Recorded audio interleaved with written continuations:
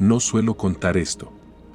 Ni siquiera cuando alguien me pregunta por qué evito manejar de noche o por qué me pongo tensa cuando un camino se vuelve largo y recto, sin casas, sin luces, sin nada. Prefiero decir que es cansancio, que me mareo, que no me gusta la carretera. Pero la verdad es que hay recuerdos que no envejecen. Se quedan detenidos, como si nunca hubieran terminado de pasar. Tenía 14 años cuando ocurrió. Vivía sola con mi papá en aquel entonces, en un pueblo pequeño del norte de México, de esos donde el polvo entra a la casa aunque cierres las ventanas y el silencio de la tarde se siente pesado, casi caliente. No diré el nombre exacto del lugar. No por misterio, sino porque el camino del que hablo existe en muchos estados, con distintos nombres, pero con la misma sensación de estar cruzando algo que no fue hecho para detenerse. Mi papá era de pocas palabras. Hombre práctico, de rutinas claras. Tenía una amiga de la juventud, Clara, que vivía en la costa. Acababa de tener a su primer hijo y él decidió que era buen momento para visitarla. Semana Santa se acercaba, no había clases, y aunque los bebés nunca me han provocado nada especial, la idea de viajar por carretera me gustaba. Siempre me ha gustado mirar por la ventana, ver cómo el paisaje se va transformando sin pedir permiso. Salimos un viernes después de comer. El sol estaba alto, blanco, de esos que no calientan bonito, sino que aplastan. Íbamos en un sedán viejo, oscuro, uno de esos coches que parecen absorber la luz en lugar de reflejarla.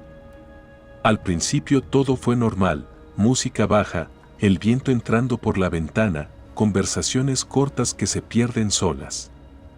El tipo de viaje que no promete nada. Después de casi una hora, mi papá decidió detenerse en una gasolinera a la orilla del camino. No necesitábamos gasolina. Solo quería estirar las piernas, comprar algo de tomar. La gasolinera era pequeña, aislada, rodeada de monte bajo y tierra seca. No tenía letreros grandes ni luces llamativas. Era de esas que parecen existir solo porque alguien decidió ponerlas ahí hace muchos años y nadie volvió a cuestionarlo. Entramos a la tienda. El aire adentro estaba denso, con ese olor mezclado de refrescos, aceite viejo y cartón húmedo. Había pocas ventanas, mal ubicadas, como si no quisieran dejar entrar demasiado el exterior. Éramos 5 personas, mi papá y yo, un hombre mayor revisando productos vencidos, otro cliente que nunca levantó la vista y el dependiente, un muchacho distraído, con la mirada siempre un segundo tarde. Había que repetirle las cosas para que reaccionara. Entonces empezó el sonido. Un claxon afuera.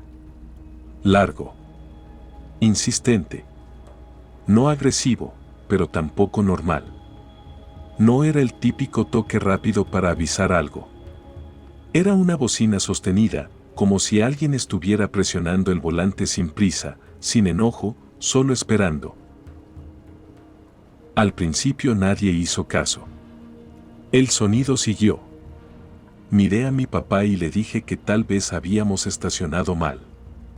Él salió a revisar. Desde la puerta lo vi mirar nuestro coche. Estaba bien, correctamente colocado. El claxon no venía de ahí. El ruido venía de una camioneta gris detenida sobre la carretera, no cerca de las bombas, no entrando ni saliendo. Simplemente parada, como si el camino se hubiera detenido con ella. Mi papá frunció el ceño y dio unos pasos hacia afuera, como para preguntar qué pasaba. En cuanto cruzó la puerta, la camioneta arrancó. No aceleró con violencia. No hizo ningún gesto extraño. Simplemente se fue, como si nunca hubiera estado ahí. El sonido cesó de golpe. El silencio que quedó fue más incómodo que la bocina. Pagamos, regresamos al coche y seguimos el camino. Mi papá dijo que seguramente era alguien queriendo llamar la atención, algún desocupado. Lo dijo con ese tono que usan los adultos cuando quieren cerrar un tema. Yo asentí, pero algo se me había quedado atorado en el pecho, como una pregunta sin palabras. Seguimos avanzando. El paisaje se volvió más seco, más abierto. La carretera larga, casi recta, con tramos donde el horizonte parecía una línea pintada a mano. Fue entonces cuando ocurrió la primera aparición. Un hombre cruzó la carretera de pronto. No fue peligroso. Mi papá alcanzó a frenar sin problema. No hubo derrape ni gritos. Lo que nos sorprendió no fue el riesgo, sino la forma. Era un hombre joven, quizá de 30 años. Llevaba una chamarra gris, pantalones oscuros. La piel muy blanca para ese sol. El cabello negro, pegado a la cabeza. Pero lo verdaderamente extraño era cómo se movía. No caminaba normal. Su paso avanzaba a tirones, como si alguien estuviera acelerando y frenando su cuerpo sin terminar de decidirse. Por momentos parecía ir demasiado rápido, luego demasiado lento, todo dentro del mismo movimiento. El cuello y la cabeza iban inclinados hacia adelante, los brazos flexionados, las manos colgando sin tensión. Cruzó de un lado al otro y se perdió entre la maleza. No llevaba mochila. No había casa cerca. No había paradas. Nada que explicara su presencia ahí. «Qué raro», murmuró mi papá. Yo intenté bromear. Dije algo sobre que no todo el mundo raro era un drogadicto. Nos reímos un poco. Pero la risa no duró. Porque algo en ese cruce se me quedó grabado como una fotografía mal tomada, borrosa, pero imposible de borrar. Y todavía no sabía que ese hombre no había terminado de cruzar nuestras vidas. Seguimos avanzando como si nada. Eso es lo que uno hace cuando no sabe qué más hacer. El coche volvió a tomar velocidad, la línea del asfalto se estiró frente a nosotros y el monte siguió pasando a los lados, igual de seco, igual de indiferente. Nadie dijo nada durante varios minutos. No fue un silencio incómodo, fue uno vigilante, como si ambos estuviéramos esperando algo sin querer admitirlo. El calor empezó a volverse más pesado conforme avanzaba la tarde. El aire ya no entraba fresco por la ventana, era un aire cansado, caliente, que parecía no moverse aunque el coche siguiera andando. Yo miraba el retrovisor a ratos, sin una razón clara. No esperaba ver nada, pero tampoco podía dejar de hacerlo. Pasaron quizá 40 minutos. El paisaje no cambió mucho, solo se volvió más vacío. Tramos largos sin curvas, sin anuncios, sin construcciones. El tipo de carretera que te hace perder la noción del tiempo porque nada marca el avance salvo el cansancio. Fue entonces cuando lo vimos de nuevo. No cruzando esta vez. Venía caminando por el acotamiento en sentido contrario al nuestro. El mismo hombre. La misma chamarra gris. El mismo pantalón oscuro. La misma piel demasiado clara bajo ese sol. No tuve que pensarlo. Lo supe de inmediato, con una certeza fría que no se razona. Mi papá disminuyó la velocidad sin darse cuenta. Lo vi apretar el volante. ¿No es el mismo, verdad?, preguntó, sin mirarme. Yo tragué saliva. Todo en mí quería decir que no. Que era imposible. Que debía haber alguna explicación lógica. Pero mentir habría sido más aterrador que decir la verdad. Sí, respondí. Es el mismo. Pasamos junto a él despacio. Esta vez pude verlo mejor. Su forma de andar seguía descompuesta, como mal sincronizada. No miró el coche. No levantó la cabeza. Sus ojos parecían fijos en algún punto del suelo, como si siguiera una marca invisible solo para él. No había otros vehículos cerca, ni adelante ni atrás. No había forma de que hubiera llegado ahí antes que nosotros. No había tiempo material para eso. Y aún así, ahí estaba. Seguimos sin hablar. El coche recuperó velocidad, pero algo había cambiado. El ambiente dentro se volvió espeso, como si el aire también hubiera decidido quedarse quieto. Empecé a sentir un sueño extraño, pesado, repentino. No el sueño normal del aburrimiento, sino uno que cae encima como una cobija mojada. Yo casi nunca me duermo en carretera. Siempre he sido inquieta, observadora. Pero esta vez me costaba mantener los ojos abiertos. Parpadeaba más de lo normal. Sentía la cabeza llena, como si alguien hubiera bajado el volumen del mundo. Miré a mi papá. También cabeceaba. Su mirada se iba por momentos, volvía, se perdía otra vez. El coche hizo un pequeño zigzag. El corazón me dio un golpe seco en el pecho. ¡Ey! Le grité, pegándole en el muslo. ¡Despierta!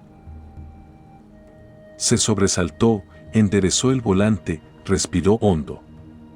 Dijo que estaba bien, que solo era el calor, el camino largo. Avanzamos unos kilómetros más en silencio hasta que finalmente encendió la direccional y se orilló. Solo 20 minutos, dijo. Nada más. Sentí un rechazo inmediato, visceral, que no venía de un pensamiento claro sino de algo más profundo. Una alarma sin palabras. No, le dije. No te detengas. Ya falta poco. Sigue manejando. Insistí más de lo que solía hacerlo. Le dije que yo estaba bien, que podía hablarle, que subiera el volumen de la música. Él negó con la cabeza. Me explicó, con calma, que prefería perder 20 minutos a arriesgarnos a un accidente. Era un argumento lógico. Irrefutable. Apagó el motor. El silencio fue inmediato, demasiado grande. El zumbido del coche desapareció y quedó solo el sonido lejano del viento moviendo el monte. Fue entonces cuando noté algo que me heló la espalda. Mi papá no me estaba mirando a mí. Su mirada estaba fija en algo detrás de mi asiento. ¿Qué? Alcancé a decir. Me giré hacia la ventanilla. Ahí estaba. El mismo hombre. Esta vez caminaba normal. Sin tirones. Sin desajustes. Su paso era lento, constante. Miraba al suelo como si buscara algo perdido. Silbaba. 2 silbidos cortos. Uno largo. 2 cortos. Uno largo. Una y otra vez. No levantó la vista. No mostró interés por nosotros. Pasó junto al coche por el acotamiento, tan cerca que sentí que el sonido se metía por la ventana y se me clavaba en la cabeza. Ese ritmo exacto. Preciso. Imposible de confundir. Mi papá murmuró algo en voz muy baja. Una palabra que nunca le había escuchado decir. Yo no reaccioné. Estaba paralizada, con las manos hundidas en el asiento, como si mi cuerpo se negara a obedecerme. Vámonos. Grité. Arranca. Pasaron un par de segundos eternos. Mi papá parecía comprobar si lo que veíamos era real. Finalmente giró la llave. El motor respondió. El coche avanzó. No miramos atrás. El silbido quedó flotando en el aire un instante más, como si no dependiera del cuerpo que lo producía. Luego desapareció. No volvimos a hablar en todo el camino.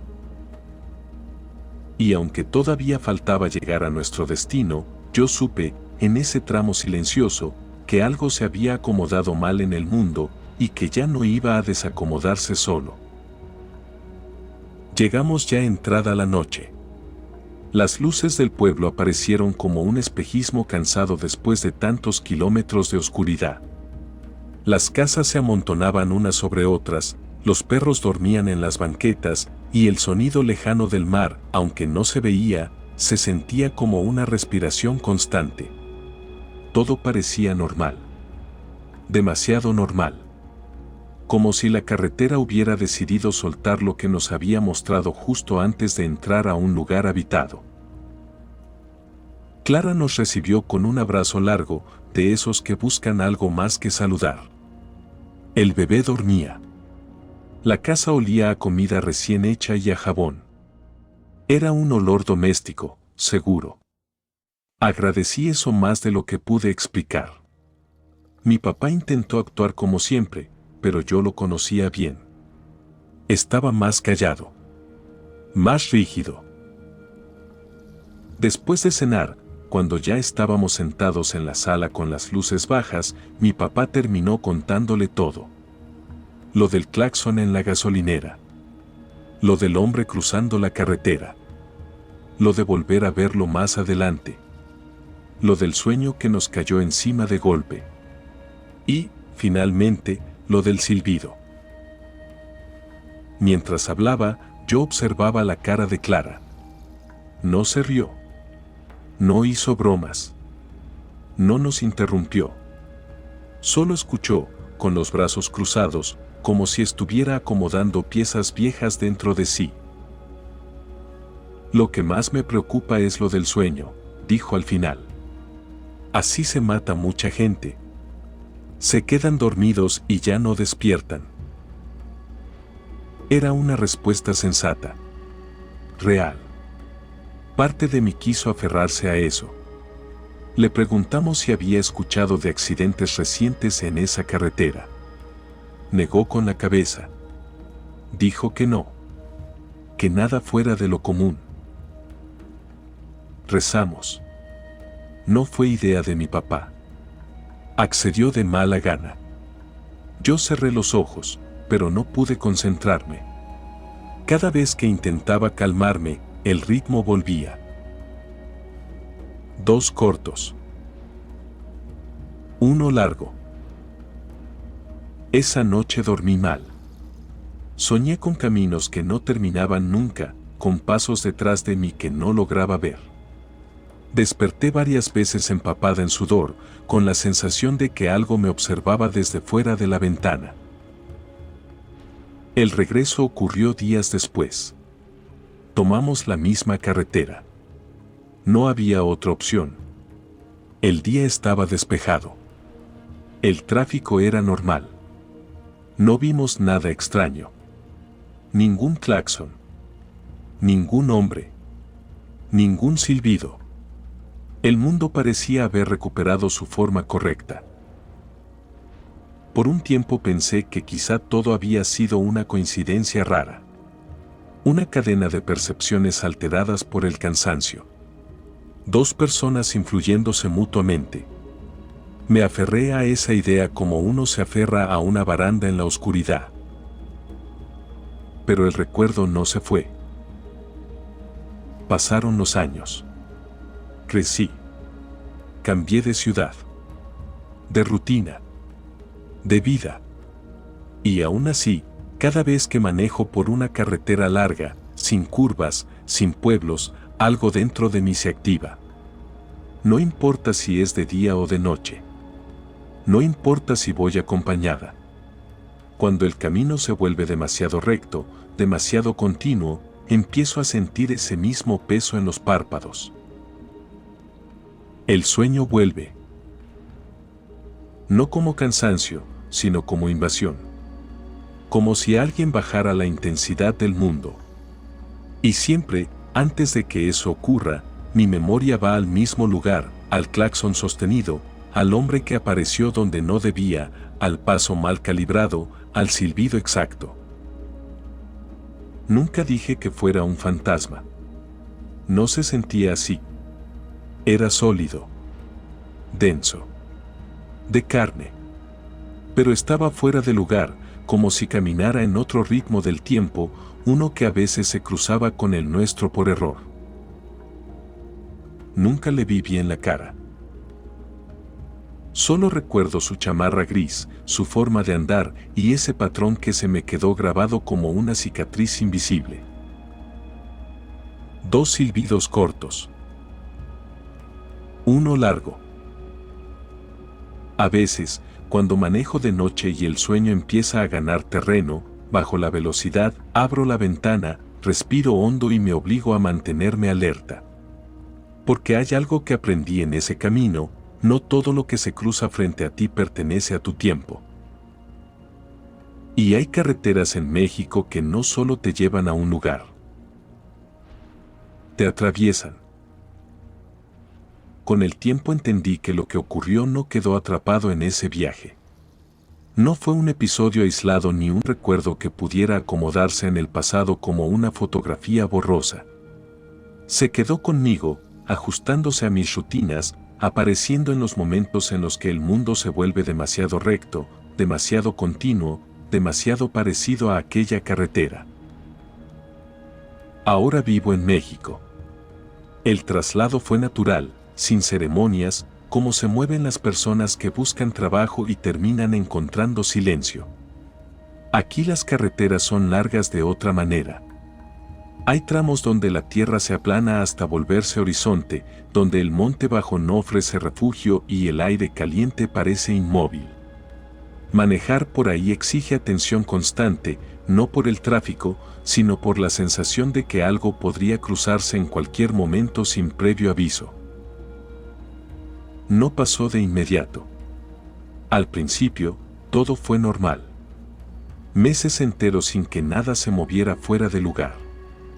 Hasta que una tarde, regresando sola por una carretera estatal, el cansancio llegó de golpe. No como agotamiento físico, sino como una orden. Un descenso súbito de la vigilia. Sentí ese peso antiguo caer sobre los párpados, esa cobija invisible que no abriga, solo apaga. Bajé la velocidad. Abrí la ventana. El aire seco me raspó la cara.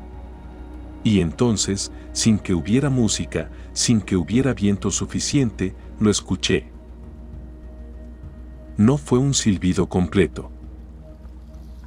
Solo el inicio. La intención. 2 notas breves que no terminaron de formarse. El sonido no venía de fuera del coche.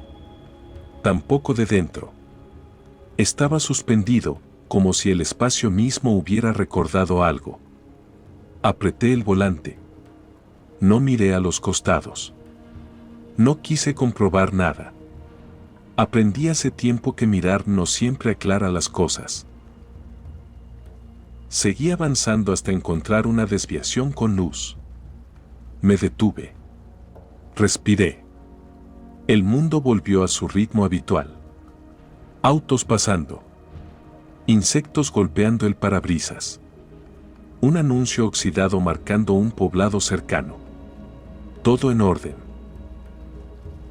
Pero esa noche soñé con caminos que no tenían entradas ni salidas. Caminaba por el acotamiento y mis pasos no coincidían con el sonido que producían.